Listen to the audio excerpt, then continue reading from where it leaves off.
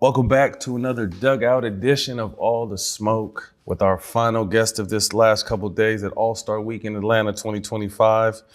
Five-time All-Star, arguably the greatest outfielder, center fielder of all time, 10 consecutive Gold Gloves. That's a lot of work, man. Home run leader, NL home run leader in 2005. Welcome to the show, Andruw Jones. Thanks, man. Thanks for having me. Appreciate you, man. Thank you, man. A legend in the game. We're in Atlanta. We were kind of talking about a little bit off camera how good it is to have it back in Atlanta. What's your schedule been like since it's been back out here? I've been busy, man. First of all, thank you for having me. You know, I watch the show. Oh man, appreciate that. You know, I like it. There's a lot of good stories in it. Appreciate that. You know, thank you for having me. Yeah. Been busy. All-Star game been busy for me. I mean, obviously for a lot of former MLB players that play in Atlanta, a lot of stuff that MLB trying to get the fans involved with. You go meet and greet here, meet and greet there, pictures over here and stuff like that. But you know, they're doing a good stuff, hosting the All-Star game all the time in whatever city it is. So obviously having it here in Atlanta, you know, since 2000, it's been a while. Yes. So you know, it's good for the fans, it's good for the people that work around the stadium, people that work, you know, any business and get make some money. Work. Yeah. I'm gonna jump ahead a little bit. Fatherhood. We were talking about that. I'm actually in the middle of coaching in Pete's Jam right now. As soon as I'm done with this interview, I'm gonna drive back to Augusta.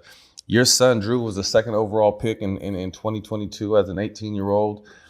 How did that make you feel, first and foremost, as a father, and what kind of guidance do you give during his journey? I know he's dealt with a little bit of injury. Like, what kind of mental game do you try to give him? First of all, I mean, I'm very proud of him. I mean, you know, me and his mom raised him very, very well. We guide him. We taught him the right things from the beginning. But at the end of the day, he's the one that have to make the decision what he want to do for his future. And you know, I think the opportunity came up, and he chose to be professional. He could have go to college, but he preferred to be that. And, you know, after that, like I say, you know, trying to raise him right, trying to tell him what's wrong, what's right. At the end of the day, he's going to do whatever he wants because, you know, he's going to go away. But not much, just trying to tell him the right things, you know, we support him. I think that's what, you know, sometimes parents just get, you know, out of the way, trying to want it more than the kid want. So all I do is trying to support him and trying to guide him the right way and let him do his things. Major League Baseball Hall of Fame. What would that mean to you? Well, I mean, you know, a lot of people ask me that question all the time, you know, and say, you know, you should be in the Hall of Fame. You know, when you're going to be in the Hall of Fame, I have no control of those things, you know what I mean? But it will be a great honor for myself, for my career that I had, for my family, for the island Curaçao, to be, you know, one of the first, you know, Curaçao player that make it into the Hall of Fame. But you know, not gonna lie to you, I try not to think much about it because, you know, every January, you know, your name pop up and people start talking about, you know, the career that you had, and you know, the percentage keep going up. So I think we're trending in the right direction. So if it happened, it would be great. If it don't, you know, I will be the same person that I've always been, you know. We received 63% of the vote last time they tallied up, which needs 75. So you're definitely heading in the right direction. Your resume speaks for itself. Quick kind of question off the cuff. Do you watch the Little League World Series? I always do. When Curaçao is I always do. You guys had a really strong program for a long time. You know, baseball in Curaçao have been big forever. I mean, since before my dad. And my dad played baseball down there. So it's always been big. You know, they do run huge in the Caribbean Series. So first you got to win the Caribbean Series, and then you come to Williamsport.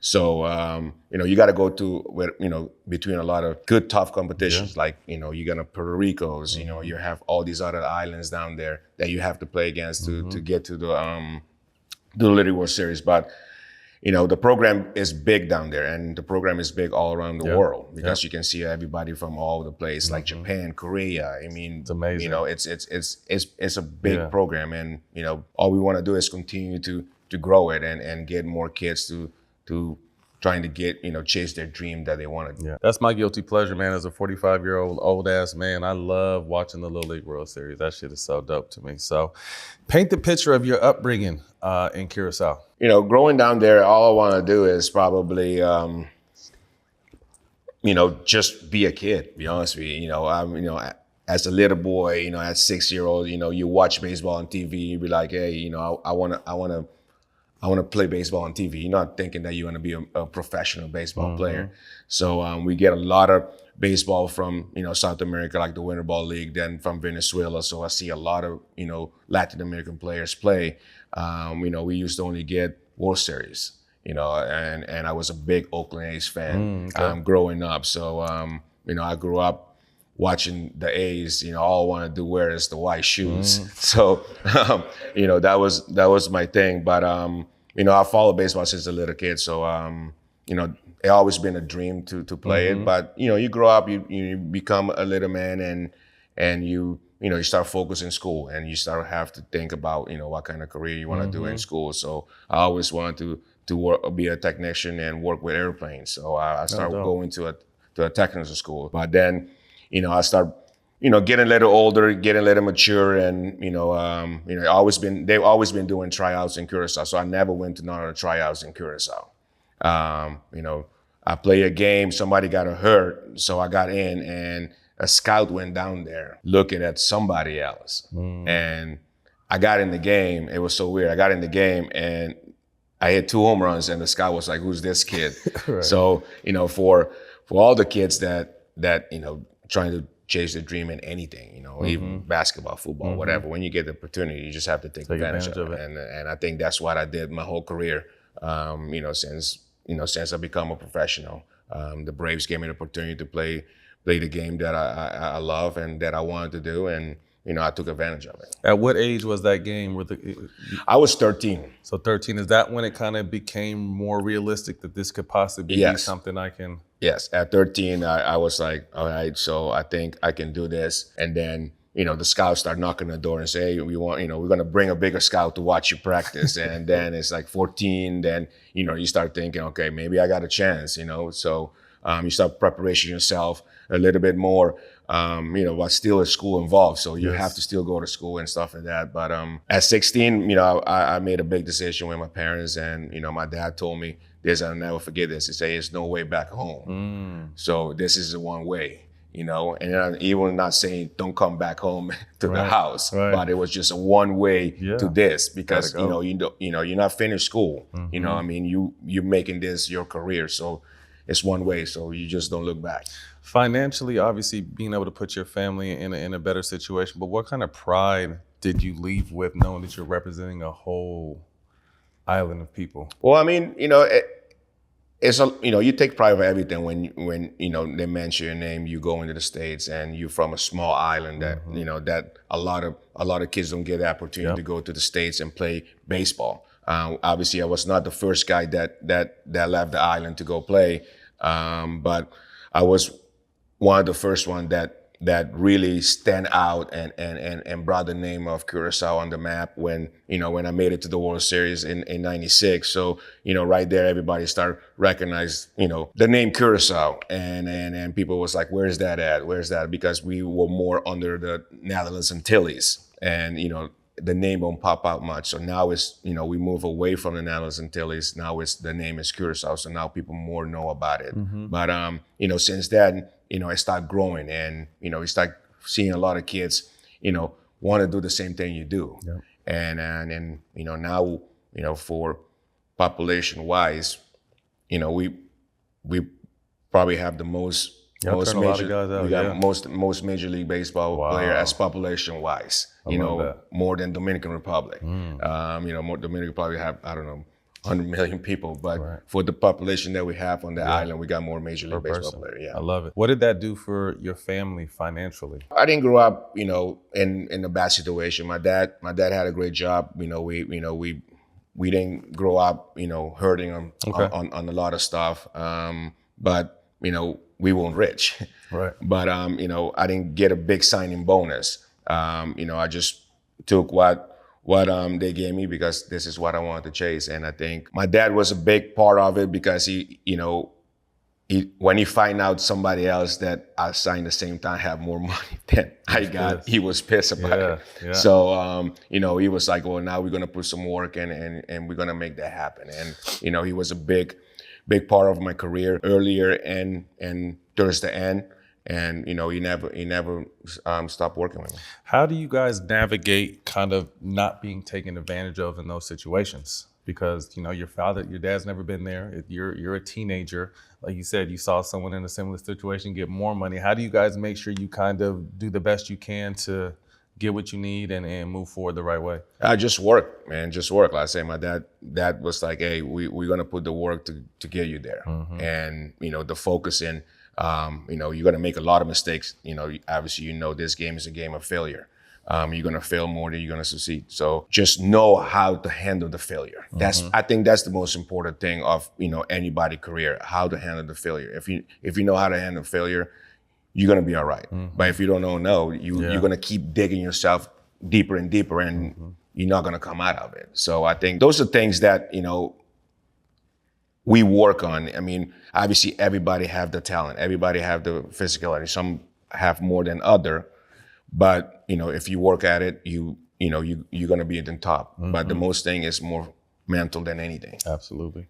When you hear greats like Willie Mays and Roberto Clemente and hear that those are the only two outfielders that have more Gold Gloves than you, when you kind of sit back and look at what you accomplished, do you allow yourself to kind of pat yourself on the back because you were a bad motherfucker out there in the moment? In the moment, you can't really do it, but when you sit back now and look and see what you accomplished. Yeah, I took a lot of pride on my defense. I wanted to be the best, for real. Every time when I step on that field, I was going to be the best. And, I was going to do something to help my team win. So I think I carried myself very high on wanted to be the best center fielder. I was never going to be Willie Mays. I was never going to be Roberto Clemente. I was never going to be Ken Griffey. So those guys are their own. Probably nobody's going to be me. So I was about to say, don't sell yourself short. You're up there too. You know what I mean? So everybody have to be the self. So sometimes it's so fair when people compare you to other people. So it's like nobody's going to compare you to Michael Jordan. Right. You know what I mean? So it's only going to be one Michael Jordan. So you might have the same things of what they do, but you're not. It's kind of not fair to compare. But the numbers. Not a lot of people doing it. It's stand out. Yeah. Obviously Willie Mays is one of the greatest baseball players that played. Roberto Clemente is an icon baseball player. And Griffey too. He's just who he is. So it's good to be in that group, and just people recognize that. Your highlight reel on the defense side is incredible. Where did those instincts on the defensive side come from? It's a good question because, the instinct is just I'm trying to learn guys. I'm trying to learn my teammates, my players, my pitchers, who's hitting. If you're hitting, I'll watch what you do. And I'm just trying to put myself in the right position and use my instinct, what I'm thinking that you're going to do. So those are things that I do. But all that start in practice. I go in practice, I watch practice, I go out there and I shag fly balls for like 15 minutes before the game. Just like anything, like you got warming up, shooting. You guys go out there and shoot around for 20, 30 minutes. So you work on what you want to work that day. So when you go to the game, it will be more easy. So, every preparation start, at 3:30. We have a 7:00 game. Everything started at 3:30. You start doing all your routines, do all the stuff you ever do. If you need to hit, you go in the field, you need to get extra ground balls. You go out there and shag for 15 minutes, you hit, and then you go in and be ready. When you shag, you're shagging over left and right all the time. So you're getting your legs ready. So when the game is, you only watch one ball. So, all you have to do is just go get that ball. So I think that's all the instincts of the game start for me. Talk to me about your outfield coach, Jim Beechman, and how impactful he was for you. He did. I had so many before Beecham. Beecham was in the big leagues, but I had Gary Pettis that was one of the baddest center fielder in the game that played with NI Angels. He won probably 6 Gold Glove too as a center fielder. So everything started from the minor league. He was our minor league roving coordinator. So he was always around working with me. Tell me the right things, tell you what to look for, because he did it before. And I think what we're missing a lot, not to go a different direction, we're missing a lot that in the minor league. We don't have guys that did it on the high stage to teach these kids where to be at and what to look for or what to do. So I had those all there. I had Willie Starger, I had a coach down in the minor league. I mean, you get Willie Starger to come out there in his old Range Rover and he's like, oh man, this guy is the greatest, you know? So for him to talk to you and you know, tell you stuff, what to look for, what to do and stuff like that, is awesome. But then when I got to the big leagues, Beecham helped me a lot about, you know, work with me. I mean, he put me always in the right position to be successful. So I carried that on and I help other people on my sides to be on the right side to make plays. Love that. There have been some great football games this season. While I've been watching, I've been on the DraftKings app playing Pick 6. I've teamed up with them, and they've got something going on great right now. New DraftKings customers, play just $5 on your first pick set and get $50 in bonus picks. Download the DraftKings app today and use promo code SMOKE. DraftKings, the crown is yours.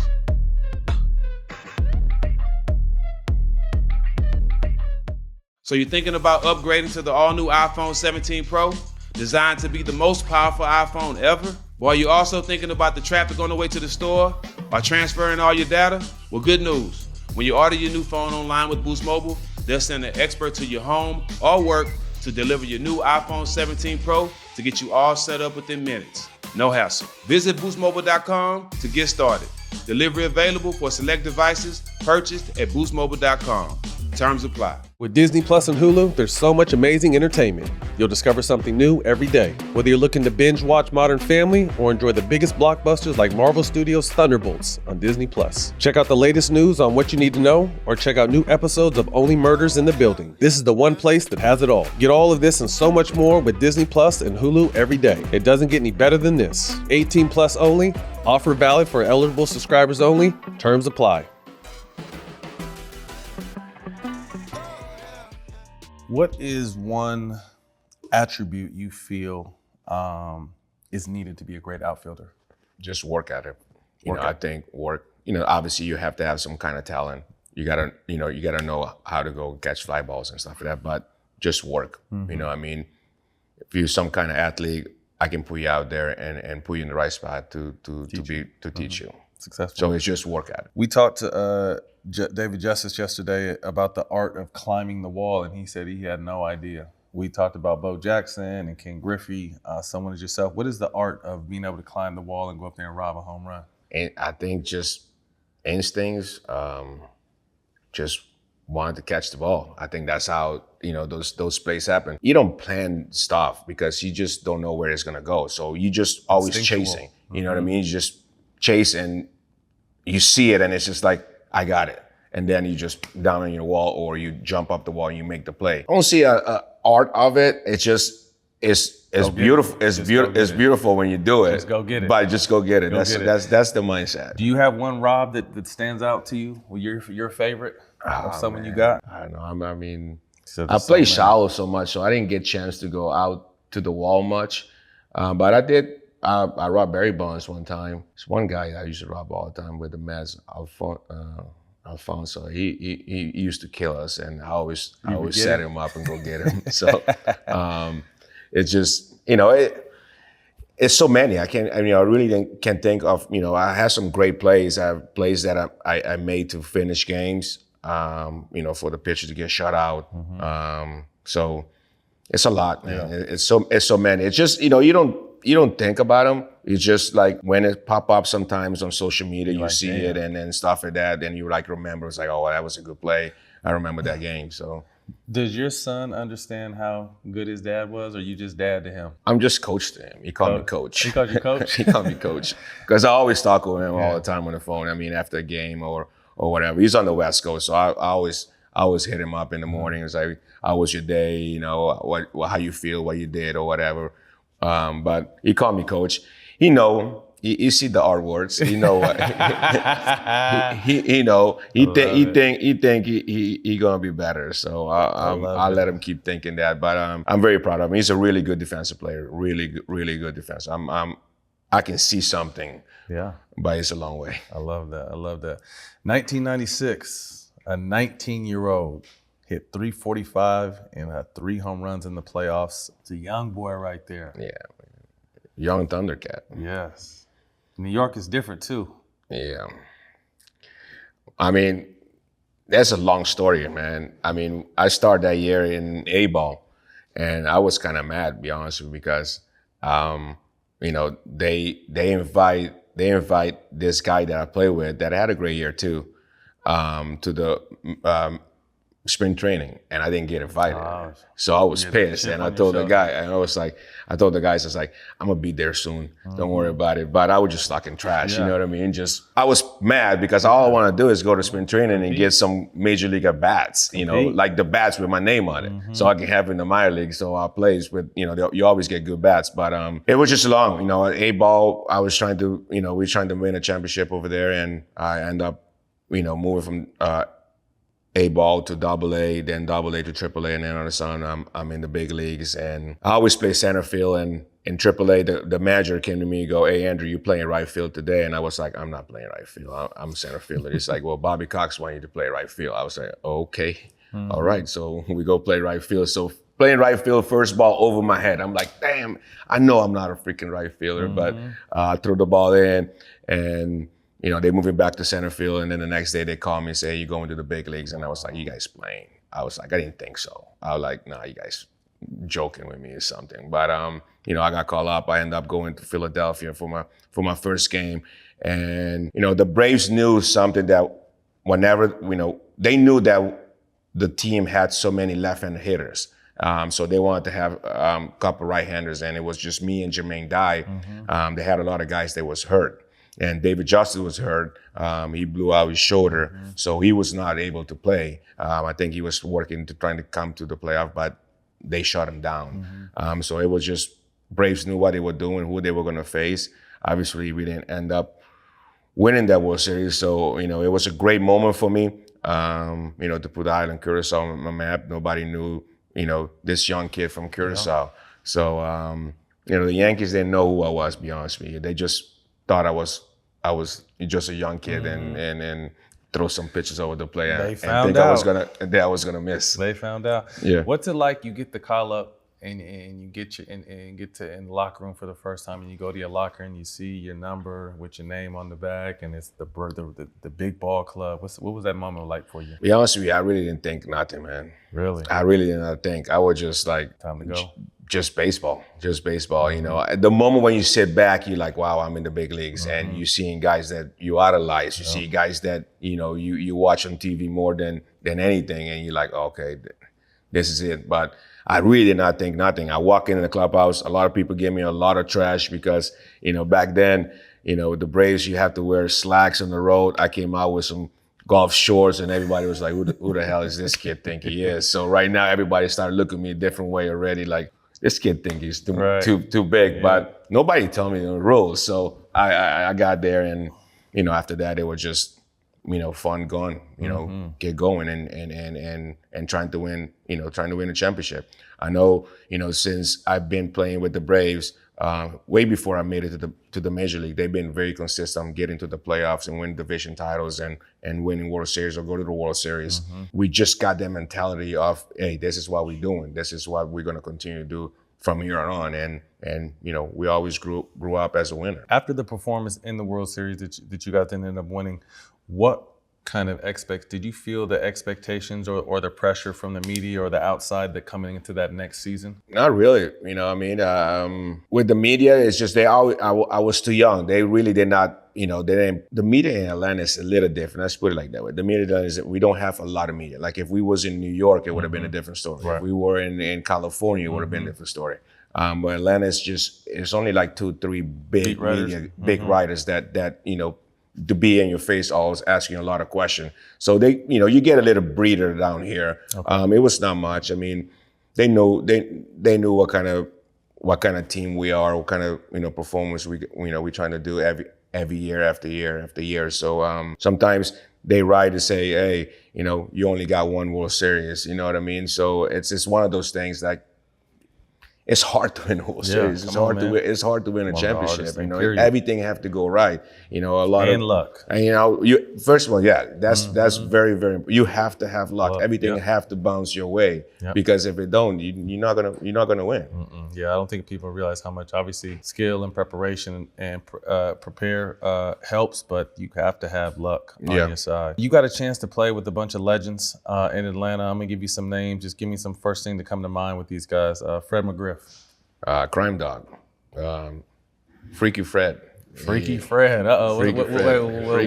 Give me what's Freaky Fred? Let's talk. We call him a freak. He's just quiet. He always sit in the corner. You don't see him, but he's there. You don't see him, but he's there. But I mean, Crime Dog. I learned a lot from him. I watched, even if he was a right-hander, I watched a lot of stuff that he did, and I tried to do the same thing. So, I think I tell a lot of kids this all the time. You got to watch. You got to watch because you might do something that I might pick up that I learned from. You know what I mean? So you got to watch and willing to learn and willing to learn every day. So that's why I learned a lot from Fred. Chipper Jones. He might be black. He a redneck, but I think he might be black. A black redneck. He might be a black redneck, I think. Chipper. David Justice. David gave me a lot of hell, though. But we were cool, but he gave me a lot of hell because I think he knew that I was one of the guys that was coming up that was going to move him away. And 97, they traded him, and I didn't think they were going to trade. They traded him and McGriff gets him to Cleveland. But he did give me a lot of hell, though. But he's my boy, though. That's funny. Dave, that's my boy. Smoltz. Smoltz is one of the best athletes I think I know. That I play with, to be honest with you, as a professional. He can play basketball, he can play everything. I mean, you name the sport, that dude is doing it. When we talk about Smoltz, Madden, and Glavine, two guys told us that they felt like Smoltz was, out of those three, the best. 100%. The best talent, the best stuff. The slider, the velocity, the high performance, like he performed a high level all the time. Maddux is a monster. That's my next. I was going to say Greg Maddux. Greg Maddux I don't know how he did it. I really don't know how he did it. He did it, but I really don't know. I watch him every day, walk in, he walk out. I'm like, I don't know what this guy doing. I don't know. The guy really don't work out. He don't do nothing. Really? The guy, I don't know. That's what I'm saying. I don't know how he do it. He just was great. He was just, he's the professor. I don't know how he do it. He was a surgeon. The professor. Was he also a prankster? Sheffield said he kind of joked around a little bit when he wasn't pitching. He was pretty nasty. Was he? He's a nasty guy, man. You don't want to shower next to him. I heard man. like the pee on. I heard he pees on feet and everything. He's foul. You don't want. I would tell a story. Chippers always used white sanitaries, and next to his locker is a big tray with sanitary. So when Max get there, most time he get the dip. He put the dip on the sanitary, and so because when Chipper get there, you just dig in and get a big pile and just put his socks on. This fool wipe his ass with this shit. Ah, God. This fool he's wiping his butt. With the socks. With the socks and throw them in there, and then Chipper probably and basically Chipper's the only one that's using these socks. God damn, that's he nasty. He a nasty guy. That's some shit Shaq would do. Shaq was foul, bro. There's no limits to the nasty shit that Shaq would do. So he would spit. He would have a big dip in his mouth, and he just get a saliva and he spit it up there, and he think this thing long enough, and let it hang out, and somebody walk up right into it. He foul. I'm not telling you, this boy foul. Yeah, I was about to say, you're diabolical, huh? Jeez. Tom Glavine. Very quiet guy. All about business. Great hockey player, but all about business. He was one of those guys too. I was like, how's he do it? How you do it, man? I faced him quite a few times, so I'm like, how you do it, man? I mean, the stuff that he had early in his career, he had a little bit of velocity, but later on, I was like, how are these guys getting outs with 88 miles per hour fastball? Movement. The movement. Yeah. Did you go through any rookie hazing? I was a tough rookie, man. I was a tough rookie. I ain't gonna lie to you about it, though. That's how the whole David Justice thing started. Was it? You wasn't having the bullshit? Yeah. I mean, talk to us about it. I mean, yes, you guys are older now, but talk to us about it. No, so David Justice get hurt, and he's doing rehab, and, I get called up. So when I get on the plane, I take my jacket out, and I go straight to sleep. We have the whole roll, so I go straight to sleep. I don't, 19, I didn't drink much, so I just go straight to sleep. So he started going on the road, and I get, I'm in front of the bus. I get on the bus. I get on the plane first, so I go to the seat that I always sit on for, 2 weeks, not much, but 2 weeks. He go, rookie, you need to get up. I was like, huh? He said, you need to get up. It's my seat. I look around and say, I don't see your name on it.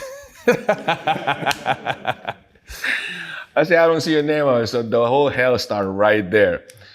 He wanted to fucking beat my ass. He didn't want to do it. So he go get TP. Terry Pelton was a little older guy. TP come out and say, Andruw, you need to get out. That's David's seat, man. I say, TP, I don't see his name, man. I'm sleepy. So I went to sleep. They didn't mess with me. They let me get up. I can see they pissed off. But I'm like, I don't care, whatever. We land in Miami. We go to a hotel. We landed late. We go to Miami. I'm calling for my bag in the morning because I'm not calling when I get in. I'm going to sleep. So I call my bag in the morning. You already call your bag up. I was like, what? Oh, shit. I said, you already call your bag up. I was like, okay. I look at the list. Everybody had an alien name, right? Alien's name. So I was like, call somebody and say, I think I called Eddie or Javi Lopez. Say, Javi, what's David, alias? alias. He say so-and-so. I look up, I was like, he's down the road. So I look at it. I walk, I wait for the mate to open the door. Wait for the mate to go clean the room, I open the door, I walk in, I grab my bag. He fucking lost it. They really wanted to fight me in the clubhouse. So then those starting, they start fucking with me. They start putting hot stuff in my pants, fucking put stuff in my shoes, cut my pants. I mean, they really went in hard. So I didn't care, you just, they always say, rookies get picked on. So I really didn't, I enjoy it. I mean, you're a tough mug. So I didn't care. And that kind of bothered them more because I didn't care. Yeah. So, I was like, it's cool. But, after that, everything was cool after, we got to the playoff because now it's more business than anything. So, So you had your fair share of hazing then. It was not fun, but it's part of it. It's part of it. I like that you stood on your shit. Like, fuck this. If it's gonna be, it's gonna be. I'm not telling you a story, man. It might have pissed them off, but I think at that point they had to respect it though. Probably. They were like, this guy is for real. Come on, man. I mean? You gotta respect it. 7 seasons with 30 home runs plus. You played in a PD era, although you were never linked to that. Was there ever questions about, obviously you're performing at one of the best in the world at this time. Were there ever links or rumors about you and PEDs that you heard of? No. I mean, we started getting tested, I think, in 2003, I think. That was the time that they kind of did like a random to see what percentage will be and if they're gonna make it mandatory or not doing it. And I think guys were failing it, so the percentage was very high. And then 04 they start doing like the whole thing. You see guys that did it, you see guys that say they did it, you see guys that did it then do nothing. They still wasn't good. Yeah. So obviously it helped. You can see it helped, but you still have to have the talent. You still have to go out there and play. Work. Everybody linked with a lot of people on it. I watch sometimes that Torii with McGuire. When he was saying, I bought this on over the counter. So obviously it was kind of legal, I guess. Yeah. You know what I mean? So after that, things start getting, more people start getting there. I think the steroids thing is more ego than anything. You know, I think guys that been on top of the game and some of the guys that, been hurt want to jump up and get a little boost to be back at the level that they were. I think that's what this whole PD and steroids go on about, though. Okay. You were one of two at the time Jordan guys with Jeter. What was it like, and how did that deal come about? Well, I mean, it was tough because I know Worldwide West. Yeah, he was the one that set up the whole thing. Shout out to West. Yeah, that's my boy, man. Uncle West. Come on, man. He set up the whole thing, and we go to. I'm playing in Chicago, the Cubs, and the next Sunday, and then Monday and Tuesday is the All-Star game. And he said, "Hey, come meet me here at this location." And I walk in there, and I walk in, and MJ was there. And so I met MJ before in places like clubs and stuff like that that we walked through, but never sit down and talk with him. So that's why the whole thing started. And since then I've been with him for a while. You still get the boxes? I still get the boxes, not like I used to. Not like I used to. I get half of the boxes. Okay. I get half the boxes. I'm still happy I'm getting boxes, right. but half of the boxes. But it's kind of overwhelmed, though. It's a little overwhelmed big time. I mean, the stuff they send you is crazy, man. It's Jordan. It's too much. It's too much. I mean, I say now, back then I was like, yeah, keep sending them. Right. But now it's like, why do I want to put all this stuff in? Right. So it's always been, being one of the first ones that do it with Jeter was good. Jeter was in the American League, I was in the National League. So, after that, everybody started getting on, and then, you start building the brand of the baseball part bigger, and we start getting a lot of other guys on. What was that first, you sitting down and having that first real conversation with Mike, and did he present it? Did Wes present it? How did it work? Well, Wes presented, and, we started talking, and I say, man, I always, I wear 23 in the minor league my whole career because Michael Jordan. Oh, really? I love that. Yeah. Okay. Every time I could get the number 23, I was getting it. I didn't get 23 in Atlanta because they've adjusted that. So here we go. You know what I mean? I can't walk in and say, David, I want your number, David, man. give me your shit, bro. You know what I mean? Hey, we're about to get you out of here, DJ. Give me your shit, bro. No. So they gave me 25, and since that I've been 25 for a while with it, all my career. So. I wear 23 because him. And, even if you play baseball, you want to be like Michael Jordan. No matter what. I play basketball at school. I want to be like Michael Jordan. Yeah. So, that's how it started. But the conversation was there, and, I didn't know, I see his hands down. I didn't know what he's doing. He was getting a manicure. Underneath the table? Underneath the table. Why you were talking business? Why we were talking business? That's I was a like, cold man then right there. he had his helmet today. He said, I got to go home. I was like, you go on a motorcycle? This guy he's a freak. I don't know. Yeah, I mean, I'm sure, you heard the documentary of him and all the stuff. What made him drive that? He always loved the game of baseball. He always was a big baseball fan. He grew up playing it. I mean, obviously, if everybody basically play baseball at some point of their life. So, he always was a love of it. I was a little surprised how quick he got it a little bit, though. I ain't gonna lie to you, how quick. But then they start throwing the breaking pitch, and then it was like, okay, this is a different story. Yeah. And then, that's how Michael Jordan is. He work on stuff. So now he's gonna see him breaking pitch. So he's gonna hit 1,000 breaker pitch, and he's gonna make an adjustment because great athletes make adjustment quick than others. So that's what he did. But what can he not do? Nothing. Successful. You played for the legendary Bobby Cox, all-time leader in ejections. I love to hear that. I didn't know that until I was going over that. But you spoke to the importance of him in your life. Speak to what kind of relationship you guys had. I mean, he's like my second dad, man. I think since I left Curaçao, my dad always been there. I always talk with him, but I think I spend more time with Bobby Cox than I was in my whole career than I spent with my dad. Yeah. So he was my second dad, and I thank him so much to give me the opportunity. He believed in me, so when your dad believes in you, you never want to fail him. You know what I mean? So that's what I feel about Bobby Cox. I mean, he have your back all the time. We have our discussion. We have our argument before. We yell at each other before, and I think that made us more closer than ever. So I thank him every time. Every time I talk about my career, Bobby is a big part of him with all the other coaches that I had in my career. But he was one of the guys that I was like, he actually believed in me and gave me the opportunity, and I took advantage of it. I love it. He once pulled you from a game mid-inning after you let a fly ball pass. I'm going to show you the clip real quick. Did I let it pass or it drop in front of me? Let me see.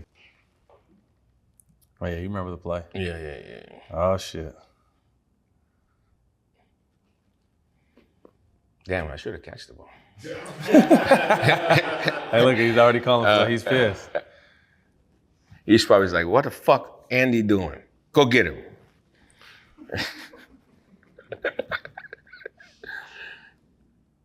So talk us through this. He ends up pulling you mid-inning. What does he say when you get in the dugout? Oh, man. He said, oh, man. There's a lot of effort was going on over there, man. Go to that thing. We playing, and that's right there at that point. It basically kind of changed everything for me a little bit. I'm not gonna lie to you. I was doing what I do always. Great defender.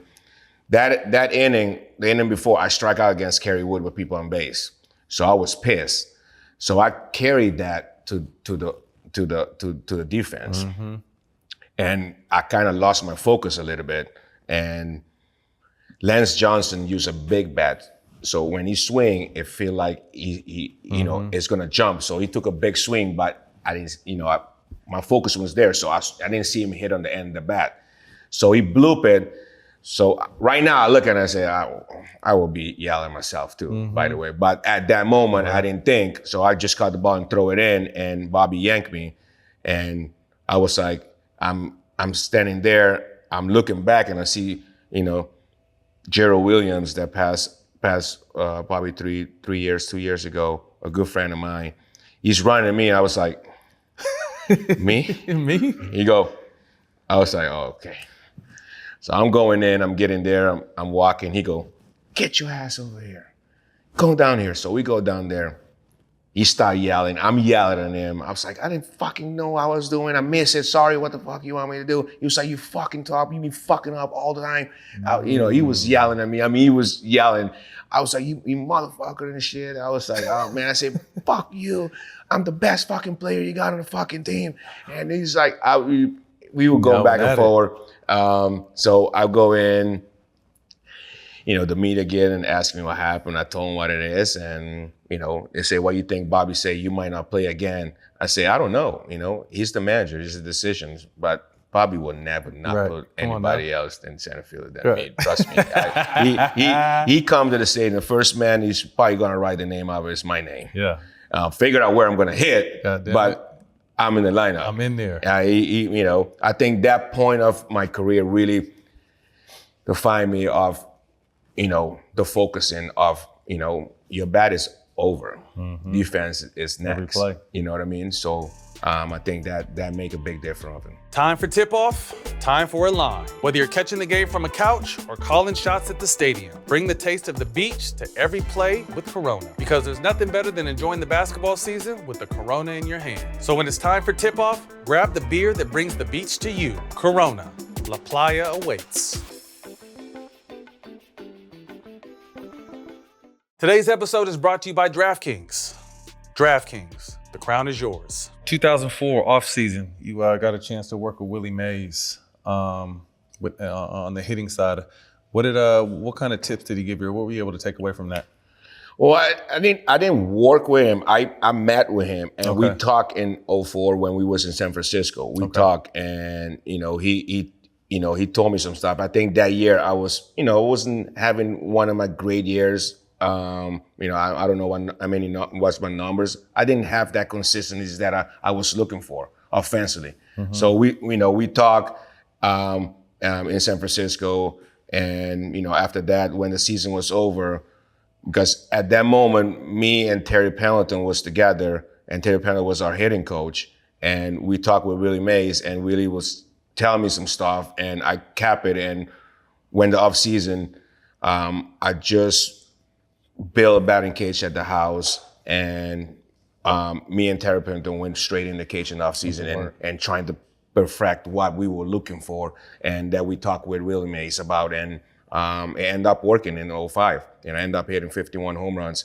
But like I say, every time somebody, a legend or anybody, don't have to be somebody that you see is doing something good, you can take something from them. You have to take it. Terry Pendleton told a story where he said he saw Willie Mays come up to you, and Willie told you he was the best dude that he'd ever seen. Any truth to that? Yeah, he did. He did it, but he did it in his way that, you say, you're almost as close good at me. He didn't say you the best. Right. He said, you're almost as good at me. So, when somebody like Willie Mays, man, I think, we miss those legends of the game so much, being around the stadium. Every time when we go to play, San Francisco, you name it, all these other teams, like even New York. You go to New York, you will see Reggie Jackson around and all these people. You miss seeing these guys talk with him about baseball, because at the end of the day, all you want to do is talk baseball. That's it. I talked with Hank a bunch of times. Sometimes when I was struggling, Bobby was like, "Hey, go up there and talk with Hank." Just when you go there, you really don't talk baseball. You just ask you about how's your family, life. Talk about life. Talk about you need to take care. Make sure you take care of your family. Make sure you take care of your kids. Focus on this, focus on that, because he know you have the talent. He just want you to take you away to get your mind off the game a little bit and talk something else. So I always was honored to see all these guys around and nitpick their mind and in their career and their legacy, their life off the field, on the field. So it's always great. And, I think we're missing that now a lot in our sport. A lot of the organization don't keep a lot of the legends of the game around no more. So it's changing a little bit, but some teams does. Yeah. You played for 4 more teams before you finished your career. You got a chance to play for Ozzie Guillén. I know he's a little crazy. I heard you enjoyed him. You got any stories about Ozzie? Man, Ozzie is one of the wildest guys. Actually, I played with Ozzie in winter ball in Venezuela in '96. Oh, wow. So I've been knowing Ozzie for a long time. The stories, the wildness, he don't care. He can say whatever you want. I think why he's not in the game as a manager, because he speak the truth, or he speak what he feel like it too much. Too real. Too real. Sometimes you have to kind of keep things in for yourself. You got to know where it is. But he's too real. He say what he want to say. But he's a great man. He loved the game. I learned a lot from him. He helped me a lot. I think in '96 when we played in winter ball together, I was tired. I was thinking want to be there. I just done playing in the World Series. The Braves didn't think I was going to be in the World Series, so we made a deal that I'm going to go to winter ball and play baseball in Venezuela for 2 months. So I went there. I didn't want to be there. We hang out, partying. I don't want to play. So he came out and said, "Hey, Andruw, if you don't want to play, you go home." I said, "I am going home." So I went home, and then 3 years later, I'm playing with him, here in Atlanta.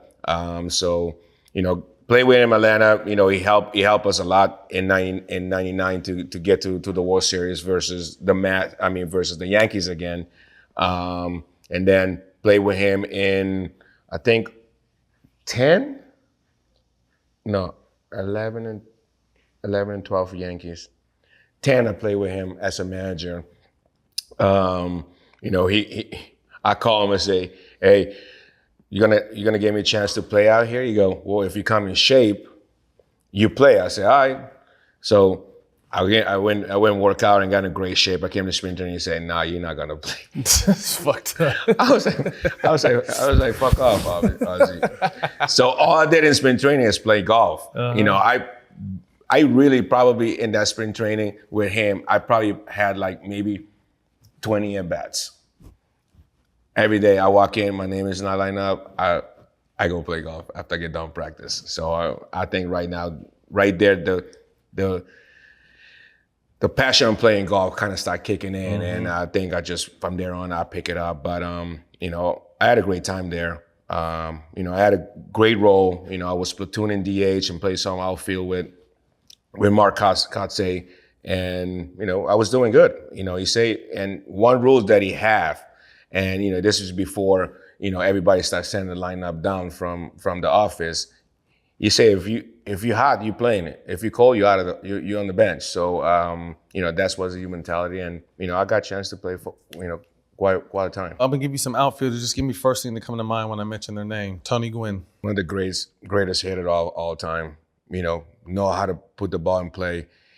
He might have been one of the toughest guys for me to defense because I couldn't read in much what he was gonna do. If you're gonna slap or if he's gonna pull it, it would just. He was one of those ones that I couldn't defend much. Huh? Yeah. Interesting. Ken Griffey Jr. One of the best swing in the game. One of the all-around baseball player. Could do everything. Barry Bonds. The best baseball player that I see. The best baseball player that played this game that I see. You know, it's a lot of guys before that play that I didn't see. I really, you know, I only see Hank Aaron highlights. I see his numbers. His numbers are ridiculous. I see Willie Mays highlights. I never see with my own eyes. But the guy I see with my own eyes play that I can tell you, if you ask me right now who's the best baseball player of all time, is Barry Bonds. Ichiro. I played against Ichiro in Japan in some all-star game. I knew of him. I knew what kind of player he was. But, you know, when he came here, he really went on a different level of the game. You know, I played with him in New York too. Unique player, very unique player. Jim Edmonds. Good defense hitter. Good defense. Good defense. Great bat. Should be in the Hall of Fame too, to be honest with you. Torii Hunter. Not a great center fielder. You know, should be in the Hall of Fame too. Great number. I mean, there's so many guys. You know, it's kind of cursed for those guys that play in center field because, you know, if you look back, it's not that many center fields in the Hall of Fame. And because the numbers that the guys that did it is so outrageous that, you know, if you even be half of it, it's not good enough. Right. You know That's what I mean? Crazy. So it's high. So he's a Hall of Famer in my book for me, for sure. Don't be modest. Give me your top 5 defensive outfielders of all time. Wow, good question, man. That I see or that I know of? Because then if you see, you can go with a lot of different names. I mean, you know, you see guys that like Duke Snider's, Willie Mays. I mean, I did not see him with my eyes, but you know, let's say guys. My top was right now, if I can take out my head right now, is Ken Griffey, Torii Hunter, Jim Edmonds, Kenny Lofton. Tough. Those are the guys that I see, and I'll be like, yeah, those are my top guys. But if you want to go of all time, you got, you know, like I said, you have Willie Mays, Duke Snider's, you got Dick Allen that just going in the Hall of Fame now. He was very good defensive center fielder, and you got so many guys. So it's tough to pick. But if my eyes that I can tell you right now, those are the names that I'll tell you. Can you still hit 100-mile-per-hour fastball today? Absolutely not. But you gave me about 2 weeks, I probably will. Yeah. You know, I mean, the thing is though, your eyes and your hands, it's timing, right? It's all timing. Yeah. You know, you gave me a week. I'm gonna touch it. I'm not gonna tell you I might hit it out, but I'm gonna touch it. But you know, it take time. You know, you go out there. You know, we do home run derbies for events all the time. You know, when you get on that field, you put that uniform on.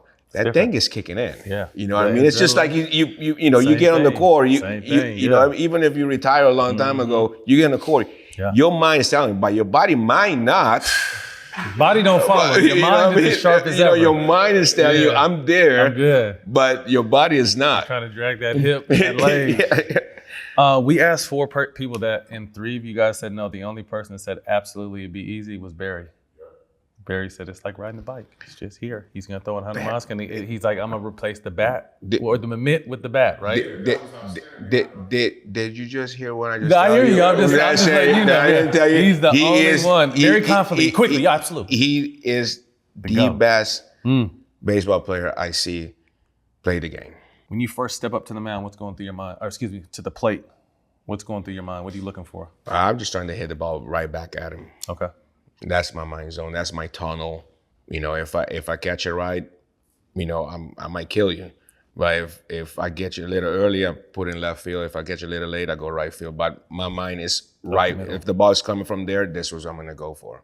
How did you get out of slumps? Were you a superstitious guy? Were there any rituals you had to kind of help you get? I was not really a superstition guy.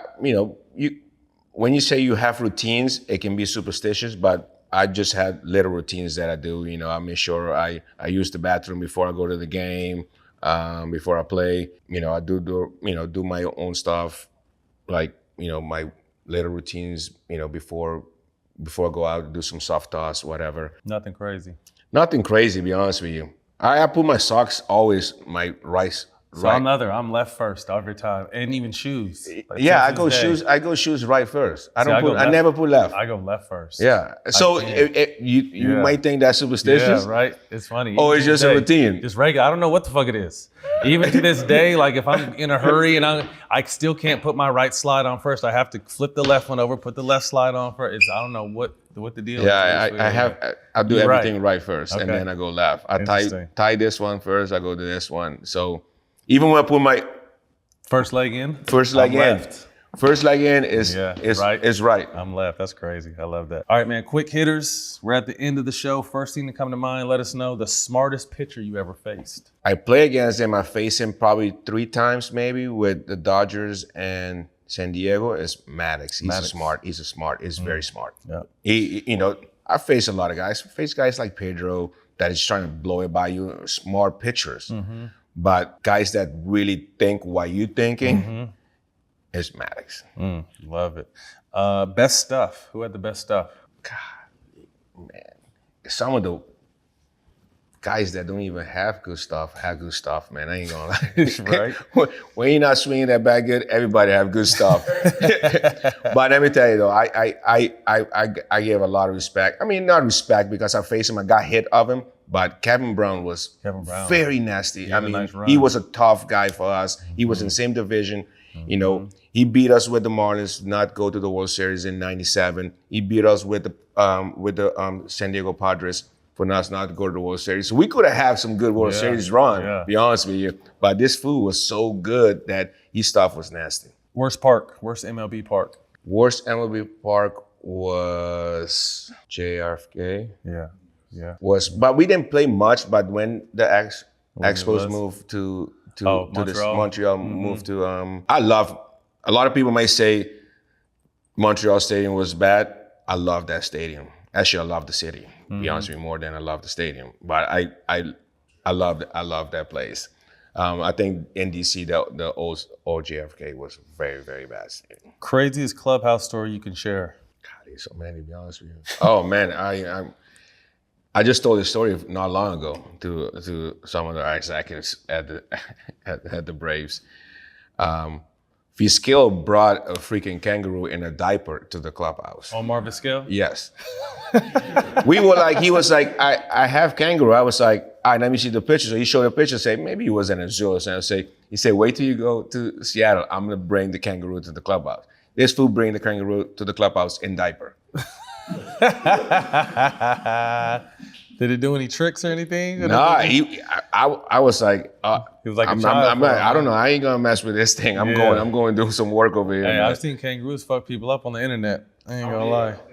It was probably like this. I think it still was a baby, to be honest with you. Pet kangaroo is crazy. And it was the only one. He had a couple. Oh, he had a few of them. Yeah. He had a And some other more story, but I ain't gonna say. Yeah, no, you can say That's the the crazy one. the PG. That's the above board. Yeah. Bench clearing brawl. Who were 3 players you played with during your career that you're gonna make sure you have on your side? Oh man, first one is Andres Galarraga. Oh, big fella, the big cat. The big cat. The big cat. I'm telling you, I miss those times, man. We don't see brawl anymore, but I miss the fireness of this. I mean, this guy, you throw close to him, he looking at you, and you give him like, let's go. Opening day, I think it's like 98, I think, against the Dodgers. I don't know if it was opening day or second day. They're on Dreyfus pitch. Dreyfus smoke Big Cat. First pitch. Bah! Big Cat look at him. He's tripping. Tell him go to the base. Big Cat's like, wow, it ain't do nothing. You go to first base. Big Cat trying to take somebody out of second base. Thing died. Maybe like 2 months later, we playing Dodgers in Atlanta. Day game. Dreyfus was nasty, by the way, too. He go 1, 2, 3 punches. He punched the first 3 guys. Everybody go sit down. Next at bat, Big Cat leader up. He's batting 4. We already standing on the line and say, if this fool hit him, we going in. Man, first pitch, boom.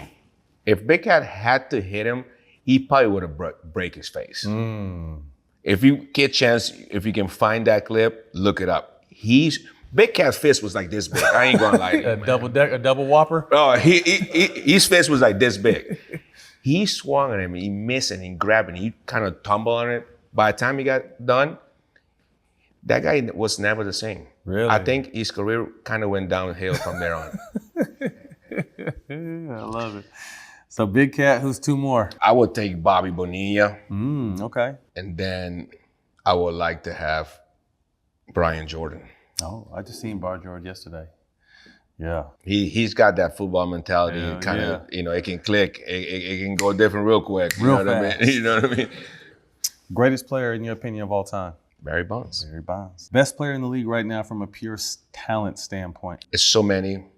I have to pick talent-wise right now at this moment, doing it consistent. I have to say Judge for that tallness that he is. To be so consistent and to do it on a regular basis is tough. You see a lot of baseball players, they're all like 6'1", 6'2", the highest is maybe 6'4", but this guy is like 6'7". So for him to do it on the high level is very high.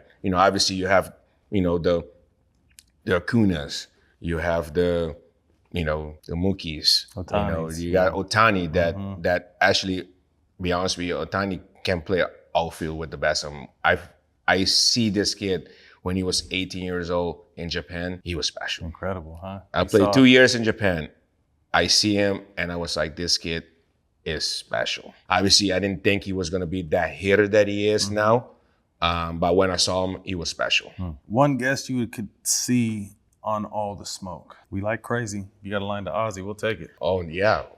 Hell yeah. I gave you his number. Yeah, you call him. Oh, he ain't going to be afraid. That's good. We don't want him to be afraid. We want Ozzie to come talking shit. Yeah, he ain't afraid.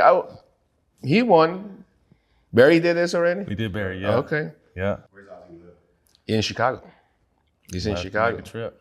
Cool. It's a good trip. Yeah, I like Chicago. Me too. Well, Andruw, man, I appreciate your time. Thank you, man. Thank you for having your me, greatness man. on and off the field. Best of luck to your son and everything you guys have going on, man. Thank You you too, for your man. time. Thanks. That's a wrap. Andruw Jones. You can catch us on All the Smoke Productions YouTube and the DraftKings Network. We'll see y'all next week.